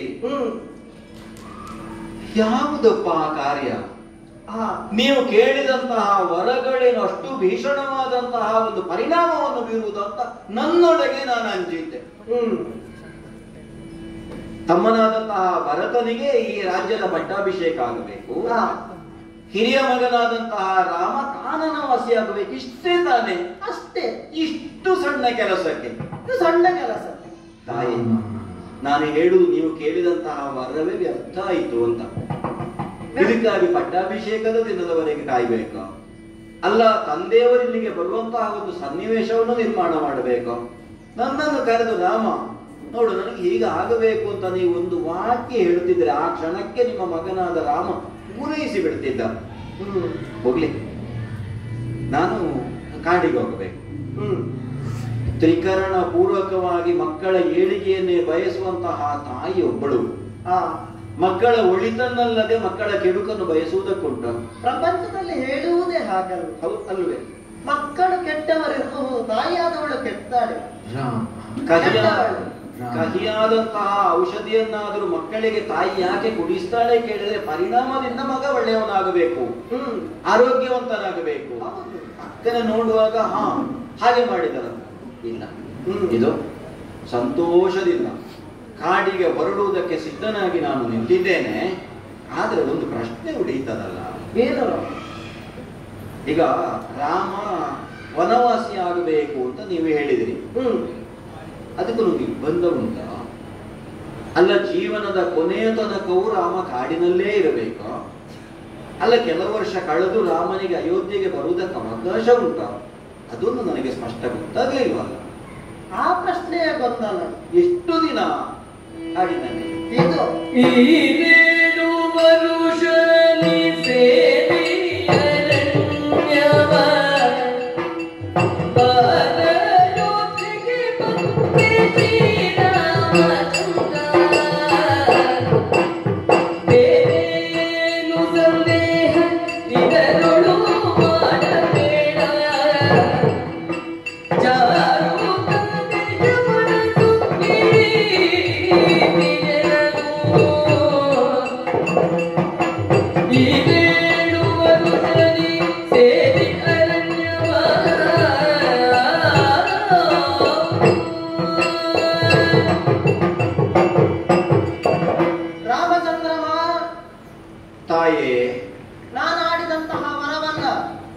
ನಿನ್ನಲ್ಲಿ ಕೇಳಬಹುದಿತ್ತು. ಆದ್ರೆ ವರವನ್ನ ಪಡೆದುಕೊಂಡು ನಮ್ಮ ಯಜಮಾನರಾಗಿರುವಂತಹ ಚಕ್ರವರ್ತಿಗಳ ಬಳಿಯಲ್ಲಿ ಅವರಲ್ಲಿಯೇ ಕೇಳಬೇಕು ಹೊರತಾಗಿ ನಿನ್ನಲ್ಲಿ ಕೇಳುವುದಕ್ಕೆ ಸಾಧ್ಯವಿಲ್ಲ. ಒಂದು ನೆಲೆಯಿಂದ ಹೌದು, ಯಾಕಂದ್ರೆ ಅದು ಮತ್ತೆ ಉಳಿದೇ ಉಳಿಯುತ್ತದೆ. ಹೌದು, ಅದು ಉಳಿಯಬಾರದು, ಬದುಕಿನಲ್ಲಿ ಶೇಷ ಉಳಿಯಬಾರದು, ಎಲ್ಲವೂ ಶೂನ್ಯವಾಗಬೇಕಂತ. ಅದಕ್ಕಾಗಿ ಈ ವರವನ್ನ ಅವರಲ್ಲಿಯೇ ನಾನು ಕೇಳಿಕೊಂಡೆ. ಆಗಲಿ, ಒಳ್ಳೆಯ ಕೆಲಸ, ಒಳ್ಳೆಯ ಕಾರ್ಯಕ್ರಮ ಎನ್ನುವುದಾಗಿ ನನ್ನ ಮನದಲ್ಲಿ ಇರಬಹುದು. ಆದ್ರೆ ಇದಕ್ಕೊಂದು ಅವಧಿ ಬೇಡವೇ? ಬೇಡವೇ? ಬೇಕು. ಪಾಠವನ್ನು ಕಲಿತು ಬಾ ಮಗನೇ ಅಂತ ನೀವು ಆಡಿದ್ರಿ. ಈ ಪಾಠವನ್ನೇ ಕಲಿಯುವುದಾದ್ರೂ ಗುರುಕುಲಕ್ಕೊಂದು ಅವಧಿ ಅಂತ ಉಂಟಲ್ಲ. ಹೌದು, ಜೀವನ ಪೂರ್ತಿ ಪಾಠ ಕಲಿಯುತ್ತಾ ಇರುವುದಲ್ವಲ್ಲ. ಅಲ್ಲ, ಜೀವನ ಪಾಠ ಅನ್ನೋದು ಕಲಿತು ಮುಗಿಯುವಂತದ್ದಲ್ಲ. ಕಾಲು ಭಾಗ ಗುರುಗಳಿಂದ, ಕಾಲು ಭಾಗ ಅನುಭವದಿಂದ. ಹೌದು, ಕಾಲು ಭಾಗ ಶಿಷ್ಯರಿಂದ, ಕಾಲು ಭಾಗ ಸ್ವಯಂ. ಈ ರೀತಿಯಾಗಿ ಪಡೆದುಕೊಂಡು ಬಂದರೆ ಮಾತ್ರ ಪರಿಪೂರ್ಣರಾಗುವುದಕ್ಕೆ ಸಾಧ್ಯವುಂಟು. ಹಾಗಂತೇಳಿ ಇದಕ್ಕೊಂದು ಅವಧಿ ಉಂಟು. ನಿರ್ಣಯ ಮಾಡಿದ್ದೀರಿ? ಹೌದು. ಎಷ್ಟು? ಹೆಚ್ಚೇನಿಲ್ಲ, ಕಡಿಮೆ ಏನಲ್ಲ. ಹೆಚ್ಚೇನಿಲ್ಲ, ಕಡಿಮೆ ಏನಲ್ಲ. ಕಡಿಮೆ ಏನಲ್ಲ. ಒಂದು 14 ವರ್ಷ ವನವಾಸವನ್ನ ಗೈದು ಮತ್ತೆ ಅಯೋಧ್ಯೆಗೆ ಬರಬಹುದು. ಮತ್ತೆ ಅಯೋಧ್ಯೆಯನ್ನು ಸೇರಿಕೊಳ್ಳಬಹುದು.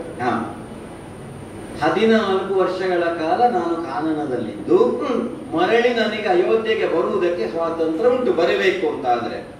ತಾಯಿ, ಇಷ್ಟನ್ನು ನೀವು ಆಡಿ ನನ್ನ ಮನಸ್ಸಿಗೆ ಒಂದು ತೃಪ್ತಿಯನ್ನು ಒದಗಿಸಿದೆ. ಯಾಕಂದ್ರೆ ನಾನು ಏನು ಮಾಡಬೇಕು ಅಂತ ನಾನೇ ಗೊಂದಲದಲ್ಲಿದ್ದೆ.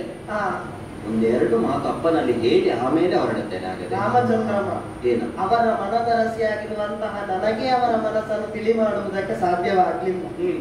ಸ್ವಲ್ಪವರಿಗೆ ಮನಸ್ಸಿಗೆ ತಿಳಿ ಹೇಳಿ ಸಮಾಧಾನ ಪಡಿಸಿ ಹೊರಟ್ರೆ ಒಳ್ಳೆಯದು. ಖಂಡಿತ. ಯಾಕಂದ್ರೆ ಅವರ ಅಪ್ಪಣೆಯನ್ನು ಪಡೆಯದೆ, ಅವರ ಆಶೀರ್ವಾದವನ್ನು ಪಡೆಯದೆ ನಾನು ಹೊರಡುವ ಹಾಗಿಲ್ಲ. ಹಾಗಾಗಿ ಕ್ಷಣ ಕಾಲ ಅವರಲ್ಲಿ ಒಂದೆರಡು ಮಾತಾಡಿ ಆಮೇಲೆ ಹೊರಡುತ್ತೇನೆ. ಹಾಗಾದ್ರೆ ನಿನಗೆ ಒಳ್ಳೆಯದಾಗಲಿ. ಜನಕ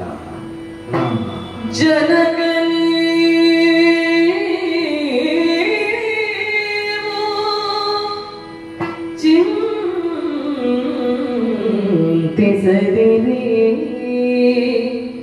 ಜನಕ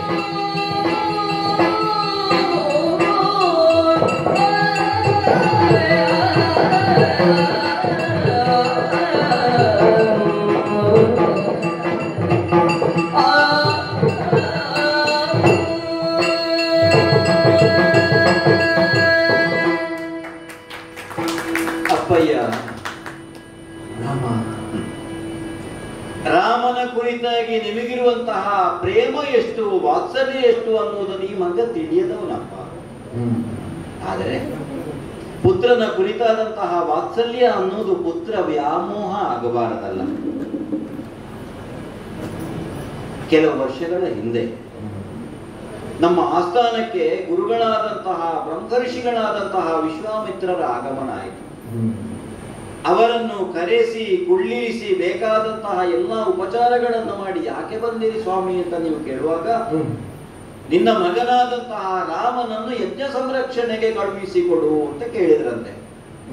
ನೀವು ಸಂತೋಷದಿಂದ ಒಪ್ಪಿದ್ರ? ಕುಸಿದು ಕುಡಿದ್ರಿ, ಕಣ್ಣೀರು ಸುರಿಸಿದ್ರಿ. ನನ್ನ ಮಗನಾದಂತಹ ರಾಮನನ್ನು ನಾನು ಕಳುಹಿಕೊಡಲಾರೆ, ಅದು ಕೂಡ ದುಷ್ಟರಾದ ರಾಕ್ಷಸರ ವಧೆಗೆ ಅಂತ ಆಡಿದ್ರಿ. ಪರಿಣಾಮ ಏನಾಯಿತು?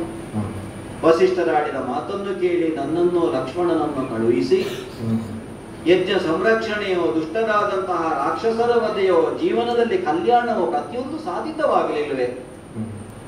ಹಾಗಾದ್ರೆ ಮುಂದೆ ಏನು ಉತ್ತರದಲ್ಲಿ? ಅದನ್ನು ಸಾಮಾನ್ಯ ಮನುಷ್ಯರಾದಂತಹ ನಮಗೆ ನೋಡುವುದಕ್ಕಾಗುವುದಿಲ್ಲ. ಆ ಕಾಣಿಕೆಯನ್ನು ಹೊರಡುವ ಕಾಲದಲ್ಲಿ ಕಷ್ಟ, ದಾರಿಯಲ್ಲಿ ಕಲ್ಲಿದೆ, ಮುಳ್ಳಿದೆ, ಆ ಚಿಂತೆಯೇ ಬೇಡ. ಜನಕ, ನೀವು ಚಿಂತಿಸದಿರಿ.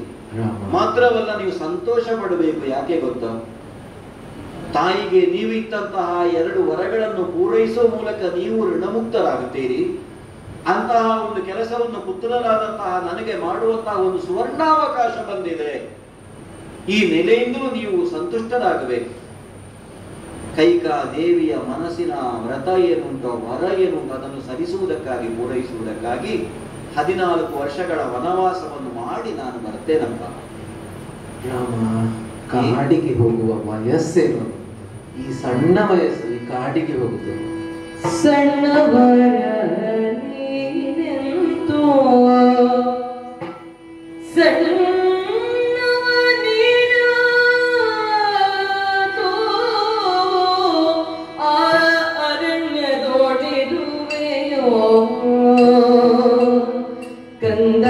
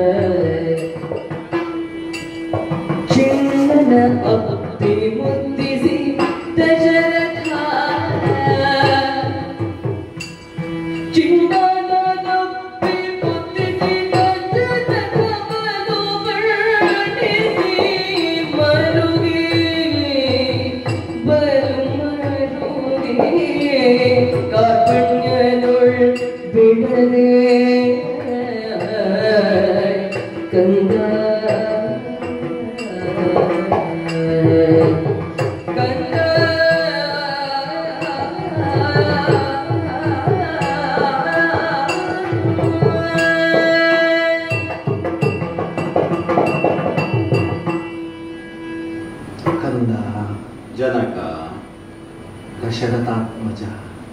ಹೌದಪ್ಪ, ಅದೇ ಹೆಸರು ನಿನಗೆ ಸದಾ ಇರಬೇಕು. ಮಕ್ಕಳಿಲ್ಲದ ಬಂಜೆಯರನ್ನು ಜಗತ್ತು ಕಂಡಿದೆ.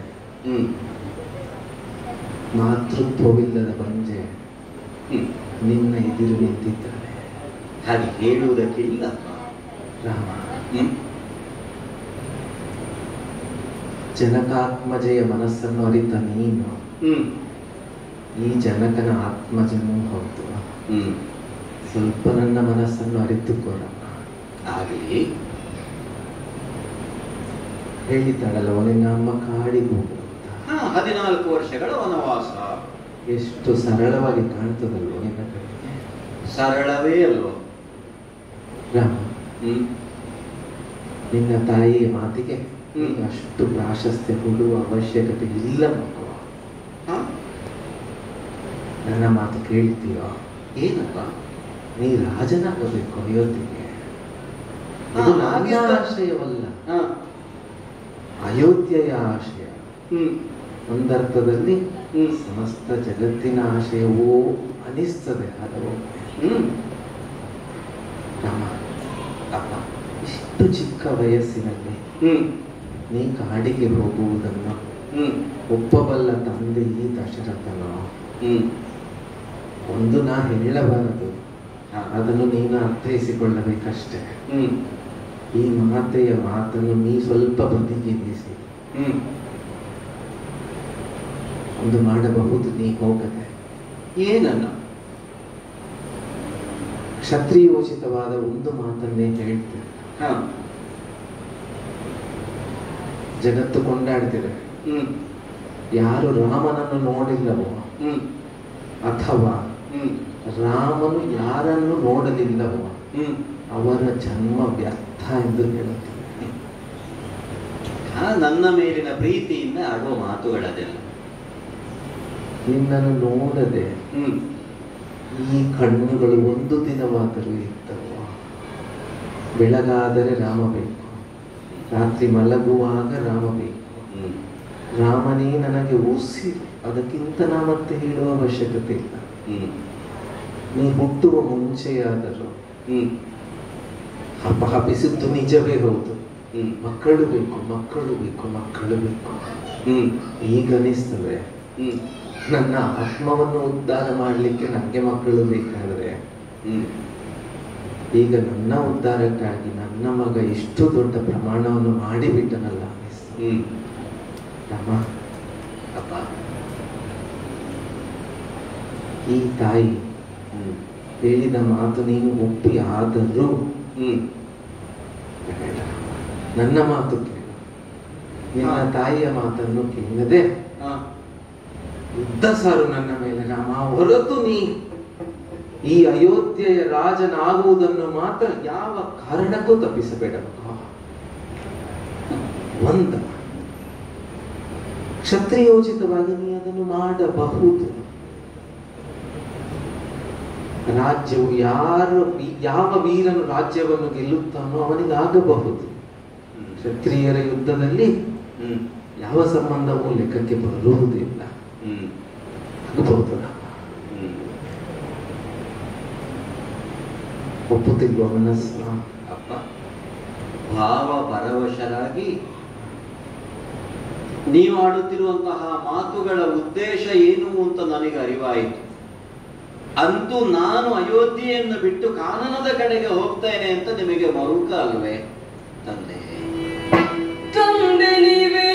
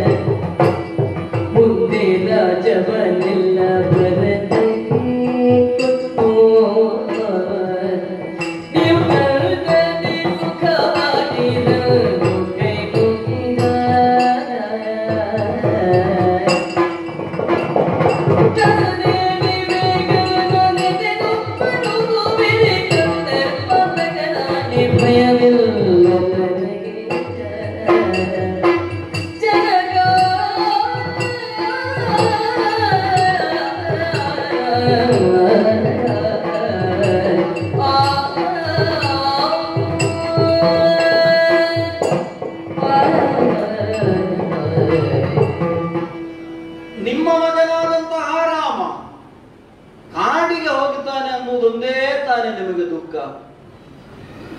ಯಾವ ತಂದೆಗಾದರೂ ಇರುವ ದುಃಖವೇ ಇರುತ್ತದೆ. ಅಪ್ಪ, ವಿಶ್ವಾಮಿತ್ರರ ಜೊತೆಯಾಗಿ ನೀವು ಕಳುಹಿಸುವಂತಹ ಕಾಲದಲ್ಲೂ ಇದೇ ರೀತಿಯಾದಂತಹ ಮರುಕ ನಿಮಗಿತ್ತು. ಕಾನನ ವಾಸಿಗಳಾಗಿ ನನಗಾಗ್ಲಿ ಲಕ್ಷ್ಮಣನಿಗಾಗ್ಲಿ ಅಭ್ಯಾಸವಾಗಿದೆ. ಇದು ನೀವೇನು ಆಡ್ತೀರಿ? ದುರ್ಬಲರಾಗಿ, ಚಿಂತಿತರಾಗಿ, ಅದು ಈ ನೆಲದಲ್ಲಿ ಬಿದ್ದಂತಹ ನಿಮ್ಮನ್ನು ಹೋರಾಟದಲ್ಲಿ ಸೋಲಿಸಿ ನಾನು ಅಯೋಧ್ಯೆಯ ಚಕ್ರವರ್ತಿ ಪೀಠವನ್ನು ಏರಬೇಕಲ್ವೇ?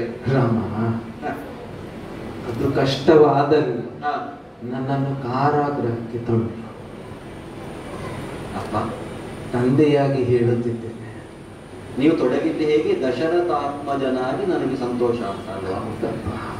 ಆ ಶಬ್ದದಿಂದಲೇ ಕರೆಯುವುದಕ್ಕೆ ನಾನು ಇಷ್ಟಪಡ್ತೇನೆ. ಜನಕ, ತಂದೆ ತಾಯಿ, ಅಣ್ಣ ತಮ್ಮ, ಗಂಡ ಹೆಂಡತಿ, ಈ ಸಂಬಂಧಗಳು ಜಗತ್ತಿನಲ್ಲಿ ಬೇಕು, ಬೇಡ ಅಂತ ನಾನು ಆಡುವುದಿಲ್ಲ. ಯಾಕಂದ್ರೆ ಆ ಸಂಬಂಧದಿಂದಲೇ ಸಂಸಾರ ಅನ್ನೋದು, ಬದುಕು ಅನ್ನೋದು ಸಾಗುತ್ತದೆ. ಆದ್ರೆ ಅದೆಲ್ಲವನ್ನು ಮೀರಿದ್ದು ಧರ್ಮ ಹೌದಾ ಅಲ್ವಾ? ತಂದೆಯಾದ ನಿಮ್ಮನ್ನು ಸೆರೆಮನೆಗೆ ಹಾಕುವುದು, ತಂದೆಯಾದ ನಿಮ್ಮನ್ನು ಯುದ್ಧದಲ್ಲಿ ಸೋಲಿಸುವ ಮೂಲಕ ನಿಮ್ಮ ಮಗನಾದಂತಹ ರಾಮ ಪಾಪ ಕಟ್ಟಿಕೊಳ್ಳಬೇಕು ಅಂತ ನೀವು ಆಡುವುದು. ಅಪ್ಪ, ಹೆತ್ತ ತಂದೆ ಹಸಿಗೂಸಾದ ನೀನು ಇಷ್ಟು ದೊಡ್ಡ ವೇದಾಂತದ ವಿಷಯವನ್ನು ಹೇಳುವಾಗ ದಿಗ್ಭ್ರಮೆಯೇ ಆಗ್ತದೆ. ನನ್ನ ಮಗ ಎಷ್ಟು ಬೆಳೆದು ಬಿಟ್ಟ ಅಪ್ಪ. ನಾನು ಆಳಿದ ಕಾಲವನ್ನು ಕಂಡರೆ, ಅದನ್ನು ಸಮೀಕರಿಸಿ ನೋಡಿದರೆ ರಾಮ, ನಿನ್ನ ಹೊಕ್ಕಳಿ ಬಳ್ಳಿಯೂ ಇನ್ನೂ ದೇವ ಆರಿಲ್ಲ. ನಾನು ಬೆಳೆದದ್ದಲ್ಲಪ್ಪ, ನೀವು ಬೆಳೆಸಿದ್ದು ನನ್ನ ಅಪ್ಪ.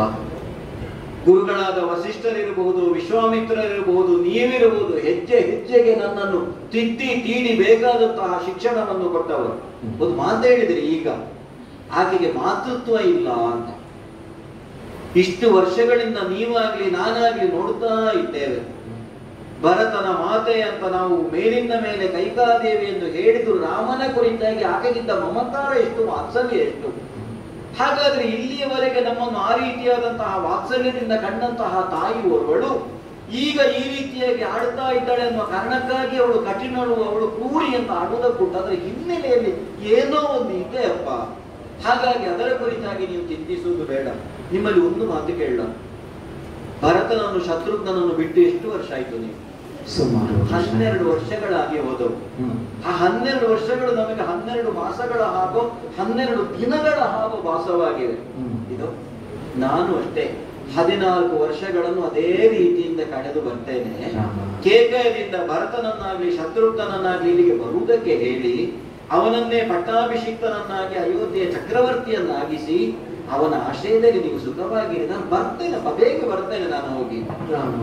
ಈ ದುಷ್ಟಾತ್ಮನ ಹೊಟ್ಟೆಯಲ್ಲಿ ಏಕೆ ಹುಟ್ಟಿ ದುಷ್ಟ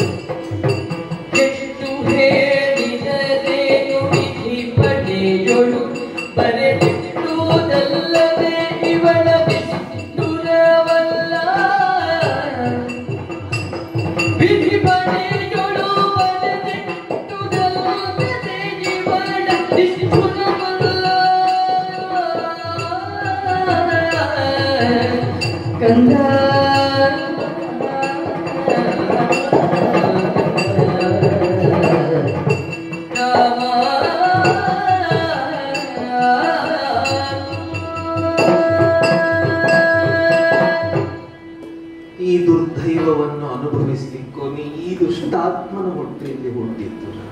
ಎಷ್ಟು ತಪ, ಎಷ್ಟು ಜಪ ಮಾಡಿ ಮಾಡಿ ಮಾಡಿ ನನಗೆ ಮಗ ಬೇಕು, ನನಗೆ ಪುತ್ರ ಸಂತಾನ ಬೇಕು, ನನಗೆ ಪುತ್ರ ಸಂತಾನ ಬೇಕು ಎಂದು ಕೇಳದ ದೇವರಿಲ್ಲ, ಮಾಡದ ವ್ರತವಿಲ್ಲ. ಎಲ್ಲವೂ ಮಾಡಿ ರಾಮಚಂದ್ರನಂತಹ ರಾಮ ನನ್ನ ಹೊಟ್ಟೆಯಲ್ಲಿ ಹುಟ್ಟಿದಾಗ ರಾಮ ರಾಮ ರಾಮ ನಿಜವ ಸ್ವಲ್ಪ ಸ್ವಲ್ಪ ನನ್ನನ್ನು ಬೀಗಿದಪ್ಪು ರಾಮ. ನನ್ನ ಭಾಷೆಯ ಭಾವ ನಿನಗೆ ಅರ್ಥವಾಗದಿದ್ದರೂ ನನ್ನ ಹೃದಯದ ಬಡಿತದ ಭಾವವಾದರೂ ನಿನಗೆ ಅರ್ಥವಾಗಬೇಕು. ಎಲ್ಲವೂ ಅರಿವು ಆಗ್ತದೆ ಅಪ್ಪ, ಆದ್ರೆ ಧರ್ಮ ಅನ್ನೋದೊಂದು ಉಂಟಲ್ಲ. ಯಾವ ತಂದೆಯಾದರೂ ಹೋಗ್ತೀನಿ ರತ್ನಖಚಿತವಾದ ಸಿಂಹಾಸನ ಮೇಲೆ ರತ್ನಖಚಿತವಾದ ಕಿರೀಟವನ್ನು ಧರಿಸಿ ನನ್ನ ಮಗ ರಾಜ್ಯವನ್ನು ಆಳಬೇಕು ಎಂದಿದ್ದ. ಎಲ್ಲದನ್ನು ನೋಡುವ ಈ ತಂದೆ ಚಟೆಯನ್ನು ಧರಿಸಿದ, ನಾರುಮಡಿಯನ್ನು ಕಲ್ಲು ಬಂಡೆಯ ಮೇಲೆ ಮಲಗಬೇಕಾಗುವ ಗೆಡ್ಡೆ ಗಣಸಗಾಗಿ ಹುಡುಕಬೇಕಾಗುವ ರಾಮ ಹೇಳ್ತೀನಿ. ನೀನು ಭರತ ಹೋದದ್ದು ಜನಸ್ಥಾನಕ್ಕಲ್ಲವೋ, ಭರತ ಕಾಡಿಗೆ ಹೋದದ್ದು. ವಿಶ್ವಾಮಿತ್ರರು ಕರೆದುಕೊಂಡು ಹೋಗಿದ್ದರು, ಹೌದಾ? ವಸಿಷ್ಠರಂತಹ ವಸಿಷ್ಠರು ಬ್ರಹ್ಮರ್ಷಿ ಎಂದು ಕೊಂಡಾಡಿದ ವಿಶ್ವಾಮಿತ್ರರ ಬಳಿ ನೀವು ಹೋದದ್ದಲ್ಲವೋ? ಇಷ್ಟು ಚಿಂತೆ ಇರುತ್ತದೋ ರಾಮ? ನೀನೇ ನೆಲೆಸಿದ್ದು ವಿಶ್ವಾಮಿತ್ರರು. ಹರಿಷಡ್ವರ್ಗಗಳನ್ನು ಗೆದ್ದ ವಿಶ್ವಾಮಿತ್ರರೇ ನಿನ್ನನ್ನು ಹಿಂದೆ ತಿರುಗಿ ತಿರುಗಿ ತಿರುಗಿ ತಿರುಗಿ ನೋಡುತ್ತಿದ್ದರಂತೆ ಹೋಗುವಾಗ. ಶಿಷ್ಯ ವಾತ್ಸಲ್ಯ ಇತ್ತವರಿಗೆ. ರಾಮ ನನ್ನ ಬಳಿ ಇರಬೇಕು ಎಂದು ಇರುವುದು ನನ್ನ ದೋಷವಲ್ಲ, ಬಹುಶಃ ರಾಮನ ಸಮೋಹನ ಶಕ್ತಿಯೇ ಅಂತದ್ದು. ರಾಮ ಈ ಭಾಗ್ಯಕ್ಕೂ ನೀ ನನ್ನ ಜಠರದಲ್ಲಿ ಹುಟ್ಟಿತ್ತು ಎಂದು ಹಲವು ಬಾರಿ ಅನಿಸ್ತದೆ. ರಾಮ, ಅಪ್ಪ, ಎಷ್ಟು ಹೇಳಿದರು, ಎಷ್ಟು ನಿನ್ನನ್ನು ಕೊಂಡಾಡುತ್ತಿದ್ದರು. ನೀ ನಿನ್ನ ಮಾತೆಗೆ ಇಟ್ಟ ಭಾಷೆಯ ಪರಿಯನ್ನು ಕಂಡರೆ ನೀ ಹೇಳಿದ ಹಾಗೆಯೇ ಇವ ಎರಡು ಮಾತನಾಡುವವನಲ್ಲ. ತಾಯಿಯಲ್ಲಿ ನಾನು ಅದನ್ನೇ ತಾನೇ ಆಡಿದ್ದು. ಎರಡನೆಯ ಬಾಣವನ್ನು ತೊಡುವ ಅವಶ್ಯಕತೆಯೇ ಇಲ್ಲ. ರಾಮೋ ದ್ವಿರ್ನಾಭಿಭಾಷತೆ. ಅಂತಹ ರಾಮ ಮಾತು ತಪ್ಪಿಯಾನೆ ಎಂಬುವ ಪ್ರಶ್ನೆಯೂ ನನಗಿಲ್ಲ. ಆಶಯವುಂಟು ಅಷ್ಟೇ. ಏನು? ಹೋಗುವುದು ನಿಜವೋ? ಹೋಗಲೇಬೇಕಲ್ಲ. ನಿನ್ನೆ ರಾತ್ರಿ ವ್ರತಕ್ಕಾಗಿ ಉಪವಾಸ ಇದ್ದದ್ದಲ್ಲ? ಹೌದು, ಗುರುಗಳಾದಂತಹ ವಸಿಷ್ಠರ ಆಡಿದರು. ರಾಮನುಣ್ಣದ ಊಟ ನನಗೂ ಬೇಡ ಎಂದು ನಾನು ಊಟ ಮಾಡಿದೆ. ರಾಮ, ಹಿರಿಯರಾದಂತಹ ನೀವು ನಿನ್ನೆ ರಾತ್ರಿ ಉಪವಾಸ ಇದ್ದದ್ದು. ಒಂದು ತುತ್ತು ಹಾಲನ್ನವಾದರೂ ತಿಂದು ಹೋಗಬಹುದು. ನನ್ನ ಕೈಯಾರೆ ನನ್ನ ಕಣ್ಣೀರನ್ನು ಬೆರೆಸಿ ನಾನೇ ನಿನಗೆ ತುತ್ತೂರಿಸ್ತೇನೆ. ಹಾಕಬಹುದು, ಇಲ್ಲೆಂದು ಹೇಳಬೇಡ. ಅಪ್ಪ, ನೀವು ಆಡುವಂತಹ ಮಾತುಗಳನ್ನು ಕೇಳುವಾಗ ನಿಮ್ಮ ಅಂತರಂಗದಲ್ಲಿ ರಾಮನ ಕುರಿತಾಗಿ ನಿಮಗಿರುವಂತಹ ಪ್ರೀತಿ ಎಷ್ಟು ಅನ್ನೋದು ಪ್ರಕಟವಾಗುತ್ತದೆ. ದಶರಥನ ಅಂತರಂಗ. ಎಷ್ಟೋ ಸಲ ಏನಾಗ್ತದೆ ಗೊತ್ತಾ? ಬಾಹ್ಯವಾಗಿ ನಾವಾಡುವಂತಹ ಮಾತುಗಳು ಹೃದಯವನ್ನು ಮುಟ್ಟಿದ್ರು ತಟ್ಟಿದ್ರು, ವಿವೇಕ ಅನ್ನೋದು, ಪ್ರಜ್ಞೆ ಅನ್ನೋದು ನಮ್ಮನ್ನು ಎಚ್ಚರಿಸ್ತದೆ. ಹೀಗೆ ಮಾಡಬೇಡ, ಹೀಗೆ ಮಾಡಬೇಡ. ಯಾಕೆ ಗೊತ್ತೇ? ಸಂಪೂರ್ಣವಾದಂತಹ ರಾಜ್ಯ ಭರತನಿಗೆ ಅಂತ ತಾಯಿ ಆಡಿ ಆಗಿದೆ. ಅಂದ್ರೆ ಮಾತಿನಿಂದಲಾದ್ರೂ ಈ ಹೊತ್ತು ಇಲ್ಲಿ ಅರಸ ಯಾರು ಅಂತ ಕೇಳಿದ್ರೆ ಭರತ. ನಾನಿಲ್ಲಿ ಒಂದು ಹೊತ್ತು ನಿಲ್ಲಬೇಕಾದ್ರೂ, ಒಂದು ತುತ್ತು ಅನ್ನವನ್ನು ಉಣ್ಣಬೇಕಾದ್ರೂ ಭರತನ ಅನುಮತಿಯನ್ನು ಪಡೆಯುವುದು ಬೇಕು ಅಂತ ನನ್ನ ಮನಸ್ಸು ಹೇಳುತ್ತದೆ. ಕನಿಷ್ಠ ಒಂದು ಗುಡುಕು ಹಾಲನ್ನಾದರೂ ಕುಡಿದರು. ಅಪ್ಪ, ಈ ಹೊತ್ತು ನಿಂತು ಹಾಲನ್ನು ಕುಡಿದು ನಿಮ್ಮೊಡನೆ ಸಂಭಾಷಣೆಯನ್ನು ಮಾಡಿ ಹೋಗುವಂತ ನೀವು ಆಡುವುದೇನು ಸಹಜ, ಒಪ್ಪಿದೆ. ಆದರೆ ಈ ಮನಸ್ಸು ಅನ್ನೋದು ಅತ್ಯಂತ ಚಂಚಲವಾದದ್ದು, ದುರ್ಬಲವಾದದ್ದು ಅಂತ ಆಗಾಗ ಗುರುಗಳು ಆಡ್ತಾ ಇರ್ತಾರೆ. ಈಗ ಆಡುವಾಗಲೇ ತಾಯಿಯಾದಂತಹ ಕೈಕಾದೇವಿ ಮುಹೂರ್ತ ನಿರ್ಣಯ ಮಾಡಲಿಲ್ಲ. ಇಂತಹ ದಿನವೇ ನೀನು ಹೋಗು ರಾಮ ಅಂತ ಹೇಳಿದ್ದಿಲ್ಲ. ಈಗ ನಿಮ್ಮ ಜೊತೆಗಿದ್ದು ಹಾಲನ್ನು ಉಣ್ಣಂತಹ ರಾಮನಿಗೆ ನಾಳೆ ಬೆಳಿಗ್ಗೆಯೂ ನಿಲ್ಲಬೇಕು ಅಂತ ಆಗ್ತದೆ, ನಾಳೆ ಮಧ್ಯಾಹ್ನವೂ ನಿಲ್ಲಬೇಕು ಅಂತ ಆಗ್ತದೆ, ನಾಳೆ ಸಂಜೆಯೂ ನಿಲ್ಲಬೇಕು ಅಂತ ಆಗ್ತದೆ. ರಾಮ ರಾಮ ಮನಸ್ಸು ಹಲವು ಬಾರಿ ಅನ್ನಿಸ್ತದೆ. ರಾಮನಂತಹ ರಾಮನನ್ನು ನಾ ಹೆತ್ತದ್ದಾದರೂ ಏಕೆ? ಆಯ್ತು ರಾಮ, ನೀನಿಲ್ಲದ ಅಯೋಧ್ಯೆ ನನಗೂ ಬೇಕಾ ಅಂತ ನನಗೂ ಅನಿಸ್ತೇ. ಯಾವ ಅಯೋಧ್ಯೆಯಲ್ಲಿ ನನ್ನ ರಾಮ ಒಂದಗಳು ಅನ್ನ ತಿಂದಿಲ್ಲವೋ ಆ ಅಯೋಧ್ಯೆಯಲ್ಲಿ ನನಗೂ ಅನ್ನದ ಉಣ್ಣ ಉಂಟು ಅನಿಸ್ತು. ಇಲ್ಲಪ್ಪ, ಯಾವ ಅಯೋಧ್ಯೆಯಲ್ಲಿ ನೀ ಒಂದು ಬೊಗಸೆ ನೀರು ಕುಡಿಯದಿದ್ದರೆ ಆ ಅಯೋಧ್ಯೆಯ ಬೊಗಸೆಯ ನೀರು ನನಗೂ ಬೇಕು ಅನಿಸ್ತು. ರಾಮ ರಾಮ, ನೀವು ಹಾಗೆ ಹೇಳ್ಬಾರದು. ನೀನು ಬರುವವರೆಗೂ ಈ ಉಸಿರನ್ನು ಹಿಡಿದಿಡುವ ಶಕ್ತಿ ಉಂಟೋ ಇಲ್ಲೋ ನನಗೂ ಗೊತ್ತಿಲ್ಲ. ಇರ್ತದಪ್ಪ, 14 ವರ್ಷಗಳು 14 ದಿನದ ಹೋಗುತ್ತದೆ.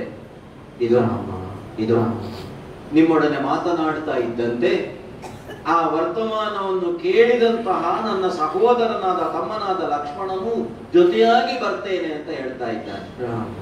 ನನ್ನ ಮಡದಿಯಾದಂತಹ ಸೀತೆಯ ಪತಿಯಾದ ನೀವು ಸಿಂಹಾಸನವನ್ನು ಏರುವಾಗ ಪಟ್ಟಮಹಿಷಿಯಾಗುವುದಕ್ಕೆ ನಾನು ಅಂತ ಆದ್ರೆ ನೀವು ಕಾಡಿನ ಕಡೆಗೆ ಹೋಗುವಾಗ ನಿಮ್ಮ ನೆರಳಾಗಿ ನಿಮ್ಮ ಸಹಚರಿಯಾಗಿ ಬರ್ತೇನೆ ಅಂತ ಆಡ್ತಾ ಇದ್ದಾಳೆ. ಅವರನ್ನು ಬಿಟ್ಟು ನಾನು ಹೊರಡುವ ಹಾಗಿಲ್ಲ. ಹಾಗಾಗಿ ತಮ್ಮನಾದ ಲಕ್ಷ್ಮಣನನ್ನು ಮಡದಿಯಾದಂತಹ ಸೀತೆಯನ್ನು ಕೂಡಿಸಿಕೊಂಡು 14 ವರ್ಷ ಕಳೆದು ನಿಮ್ಮ ಮುಖದರ್ಶನವನ್ನು ಮಾಡುತ್ತೇನೆ ಅನ್ನೋ ನಿರೀಕ್ಷೆಯಲ್ಲಿ ಇದು ಸದ್ಯಕ್ಕೆ ನಿಮಗೆ ಬೆನ್ನು ಹಾಕಿ ದಂಡಕಾರಣ್ಯದ ಕಡೆಗೆ ಮುಖ ಮಾಡಿ ಸಾಗುತ್ತೇನೆ.